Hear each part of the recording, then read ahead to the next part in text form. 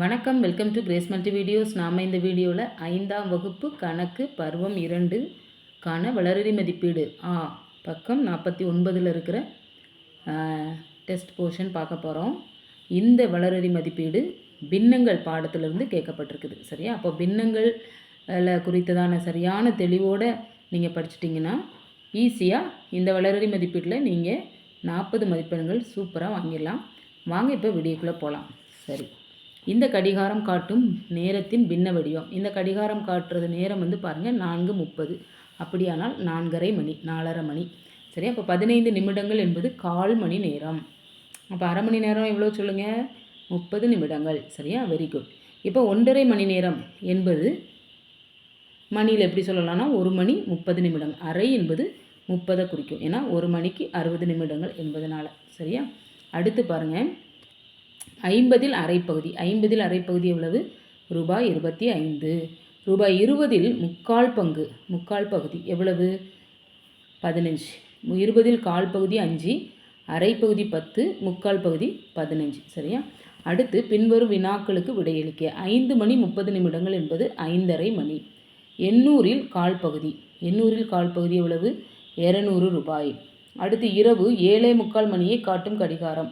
இந்த 4 கடிகாரங்களில் இந்த ஒரு கடிகாரம் மட்டும்தான் 7:45. சரியா? சரியா, நான் கவனிக்கலை. இந்த கடிகாரம் கிடையாது, இது 7:50க்கு வந்துருச்சு. 7:45க்கு காட்டுற கடிகாரம் இதுதான்.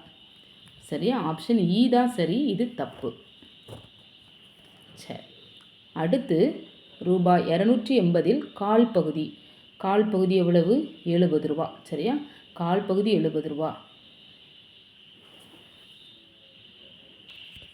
60 நிமிடங்களில் அரைப்பகுதி. அரைப்பகுதி எவ்வளவு? 30 நிமிடங்கள். சரியா? அடுத்து பாருங்கள், பின்வரும் வினாக்களுக்கு விடையளிக்க. இந்த கடிகாரத்தை உற்று நோக்கி 1 மணி நேரத்துக்கு முன் கடிகாரம் காட்டிய நேரத்தை பின்னத்தில் குறிக்க. இந்த கடிகாரம் எந்த மணி காட்டுதுன்னா 10:15, அதாவது 10:15 மணி. அப்போ 1 மணி நேரத்துக்கு முன்னாடி மணி என்ன இருந்திருக்கும்? 9:15 மணி இருந்திருக்கும். 1 மணி நேரத்துக்கு முன்னாடி 9:15 இருந்திருக்கும். அதனால் நம்ம 9:15 குறிச்சிக்கலாம். அடுத்து 8000 முக்கால் பங்கு. சரியா? 8000 கால் பகுதி 2000. 2000 2 3ஆல் பெருக்கணும்னா 6. 2 6, 6000. முக்கால் பங்கு என்பது 6000.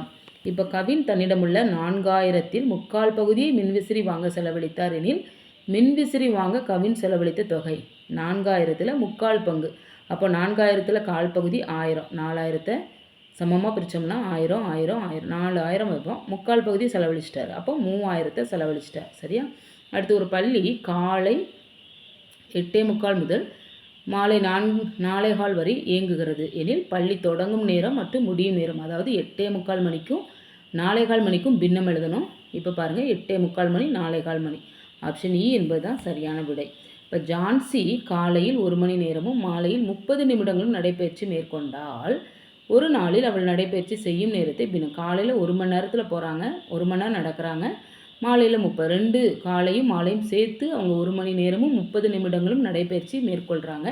அப்படின்னா அதற்கான பின்னம் 1.5 மணி நேரம். சரியா? அப்போ நிர்மல் தன்னிடமுள்ள 5400 முக்கால் பங்கை வங்கி கணக்கில் செலுத்தினார் எனில் அவர் வங்கியில் செலுத்திய மொத்த தொகை. சரியா? 5400 முக்கால் பகுதி வங்கிக்கு போட்டார். அப்படின்னா அதில் வங்கியில் செலுத்திய மொத்த தொகை எவ்வளவு? 4050.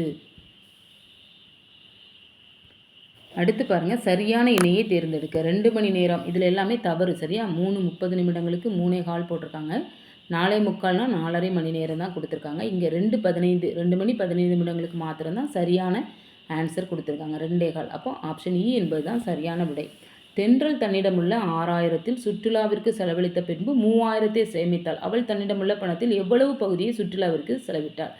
6000 3000 சேமித்தாள். அப்போ சுற்றுலாவிற்கு செலவிட்ட தொகுதி பாருங்கள். இப்போ 6000 3000, பாதி பணத்தை சேமிச்சிருக்காங்க, பாதி பணம் சுற்றுலாவுக்கு செலவழிச்சிருக்காங்க. அப்போனா சுற்றுலாவிற்கு அரைப்பகுதியை செலவிட்டிருக்காங்க. இப்போ 6:30 மணிக்கு வர வேண்டிய தொடர்வண்டி முக்கால் மணி நேரம் தாமதமாக வரும் என்றால் எத்தனை மணிக்கு தொடர்வண்டி நிலையத்திற்கு வந்து சேரும்? அப்போ 6:30 மணியோட முக்கால் மணி நேரத்தை நம்ம கூட்டிட்டோம்னா மணி எத்தனை? 7 மணி 15 நிமிடங்களுக்கு தொடர்வண்டி வந்து சேரும்.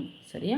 அதான் சரி. அடுத்து மதி தன் அம்மா கொடுத்த 500 முக்கால் பகுதி அகராதி வாங்க செலவழித்து விட்டால் எனில் அவளிடம் மீதமுள்ள தொகை 500ல் முக்கால் பகுதியை செலவழிச்சிட்டாங்க. சரியா? அதில் மீதமுள்ள தொகை எவ்வளோ இருக்கும் அப்படின்னா, செலவழித்த தொகை கேட்கல, மீதமுள்ள தொகை தான் கேட்டிருக்காங்க.